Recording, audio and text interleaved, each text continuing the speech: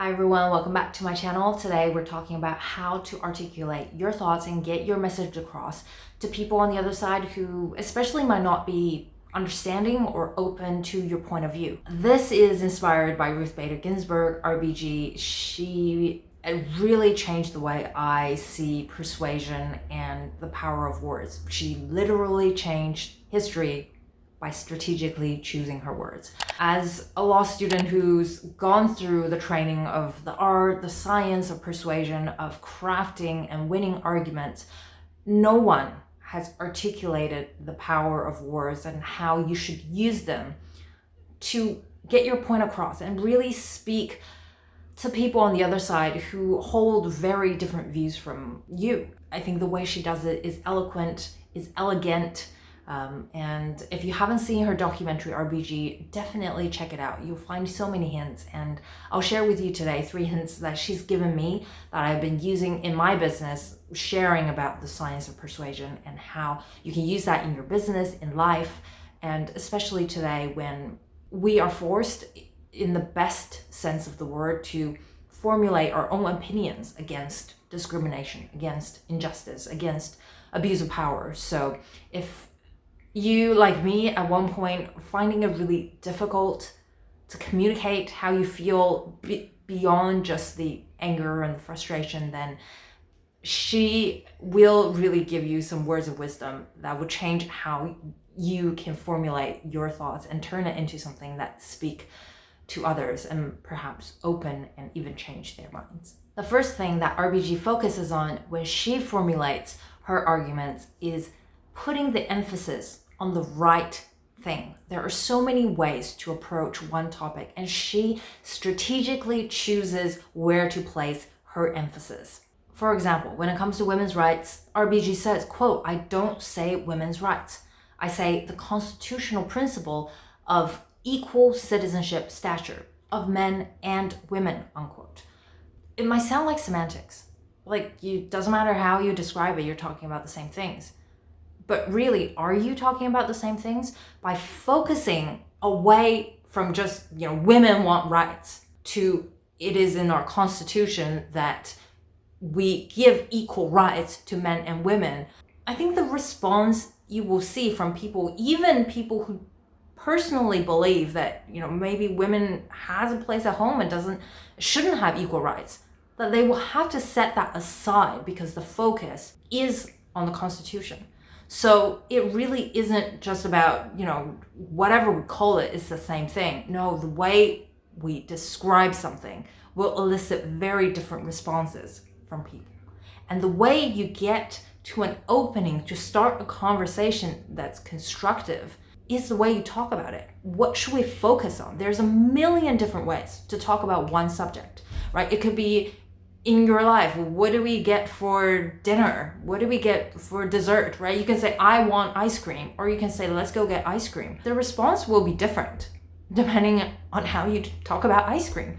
So it's really the emphasis that you put on a part of the topic that can open different discussions, different conversations. So that emphasis placed on the right things will do amazing work on where the conversation will go next. Another quote to demonstrate this point is when she talks about the right to abortion. And she says, quote, "The emphasis must not be on the right to abortion, but on the right to privacy and reproductive control." Here, again, when I said abortion, immediately everyone has some sort of emotional response, uncontrolled, right? It just comes out the second you hear that word. Doesn't matter what you think, right? There is a response to it. And so if someone is against abortion, the second you frame the topic around abortion, doesn't matter if it's a legal right, doesn't matter what happens, their opinion is already formed, right? So instead, by focusing on the legal right to privacy and reproductive control, the conversation shifts, right? The point is not on abortion, but we're focusing on privacy. We're focusing on reproductive control. And it changes the conversation. It opens up a little bit of a window for people to participate and maybe, just maybe, come up with a different conclusion to the topic. So again, it's not semantics. The way that we frame the conversation will determine where the conversation eventually goes. Now, this leads me to the second point, which is after you put the right emphasis on the right thing, you want to really bring the point home with something that elicits emotion. Make that emotional connection, because the things that we remember, as I've talked about in this previous video here, the things we remember are emotions, not words, especially not abstract words. Like, the constitutional principle of equal citizenship stature of men and women, right? Like, that leaves not much in your brain. But if you are able to make it surprising, you're able to create an imagery in people's minds, then people will remember. They will remember the emotion that they felt, and then they'll remember the words. So here, to bring the point home, you have to create that connection. And one of the most frequently used and easiest one to use is make comparisons that are surprising. Not some cliche that everyone uses, but one that you haven't thought about and you think, oh, interesting. I've never thought about it this way. And again, I'll share a quote from RBG that really demonstrates the point. And when I'm sometimes asked, when will there be enough? And I say, when there are 9. People are shocked. But there have been 9 men and nobody's ever raised a question about that. When she said people were surprised, how did you respond? Let me know in the comments. Were you surprised yourself?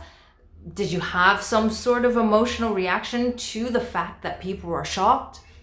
Did you lean in to hear what she's gonna say next about her thoughts on when people are shocked? We have an emotional response, and that response is what makes us remember this and makes this a quote.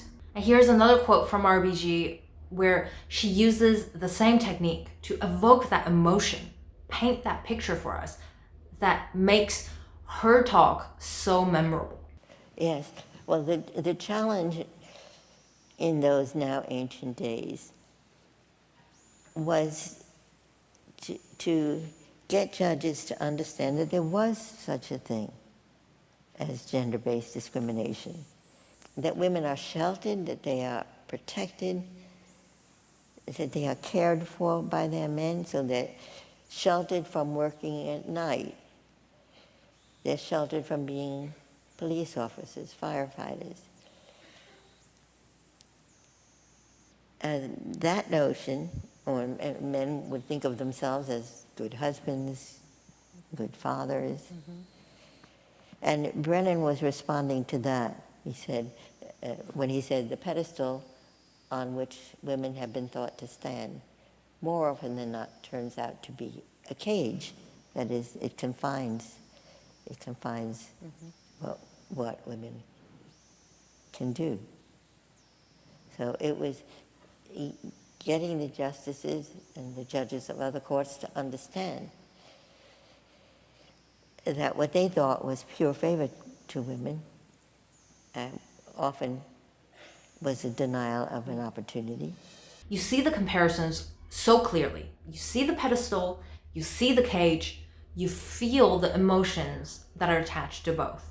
And even if you've never thought about women's rights and equal rights and whatever it is, you've got to start wondering about the nuance between being on a pedestal and being in a cage, right? That perhaps you genuinely thought that, we keep women at home and they don't have to work, it's great, right? But now, after hearing this comparison that's surprising, that's filled with emotion, now you start to wonder that difference between being on a pedestal and being in a cage. The third thing that I learned from RBG, and I think is so eloquently put by Shana Nisnik, the co-author of Notorious, RBG, the book, is that RBG has always done her best to paint her adversaries' arguments in the best light, right before she argues forcefully for the opposite position.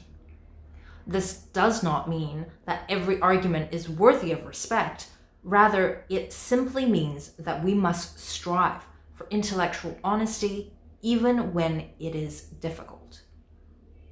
I've talked about this concept of a counter argument in one of my previous videos in the context of your business. How do you convince people to buy from you when you're the underdog, that you're not the biggest, you don't have the most experience, but you have something great to offer? How can you show that? And I think counter arguments are great ways of showcasing what you have to offer that other people don't. And it actually encompasses the first and the second point as well. It is not only important, it is necessary to recognize the objections people might have to your points. It's about intellectual honesty, but also it's about persuasion.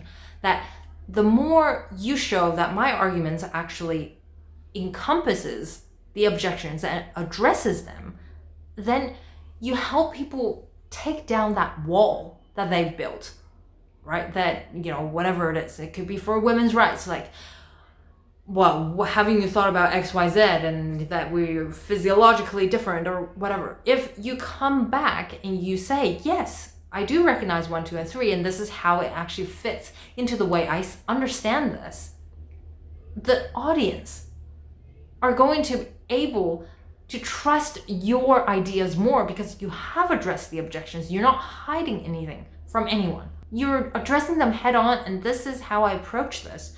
So your argument becomes stronger. And really, in a time where we have to put our thoughts out there in posts, in, you know, articles and videos, we don't have that privilege of having real-time conversations where we can clarify our thoughts, where we can respond to other people and have a real conversation. Addressing the possible objections, addressing the other side is more important than ever, because we have seen over again and again that people get caught in these very ugly situations where other people twist their words, where other people misunderstands them, and then the conversation goes down in a rabbit hole that the authors never intended to. So addressing the points up front is really important. And not only will it give you intellectual integrity, but it will also help you make your point stronger. Ruth Bader Ginsburg really gave me a lot to think about. Her documentary, I still remember the day that I watched it. I was on a plane and I bawled my eyes out. It was personally a period of my life where I felt the discrimination and I didn't know how to communicate my thoughts. I didn't know how to respond beyond just, you know, the anger and the frustration. I didn't know how to get my point across. I mean, it was like everything's so obvious and yet I can't make an articulate point.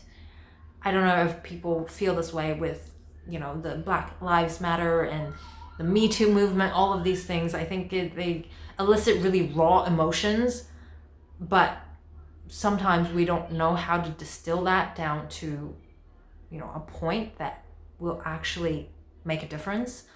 And that's when I saw her documentary, and it really changed the way that I thought about the idea of dissent. I learned it in law school, and I don't know, the way they taught it is not the same as how she has used it to really make practical and real change. So if you haven't watched the documentary, I highly recommend it. It will give you hints, at the very least, of how to communicate your thoughts to people who don't understand. We are living in this more and more polarized world today, and it's really easy to say, you know, this person is evil, these people are different, but I don't think that's very constructive. It's not really bringing us anywhere. And RBG really had a very eloquent response to this, and I think it's more relevant than ever today. She has passed, but I think this is a great opportunity and timing for us to take some time and think through what we want out of our world.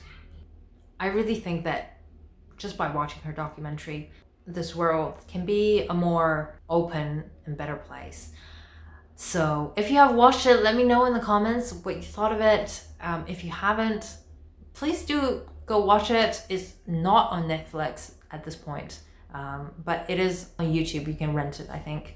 If you found this video helpful, please give it a thumbs up, subscribe if you haven't already. It really helps the channel, and spread the RBG love. And I will see you in the next video. Bye.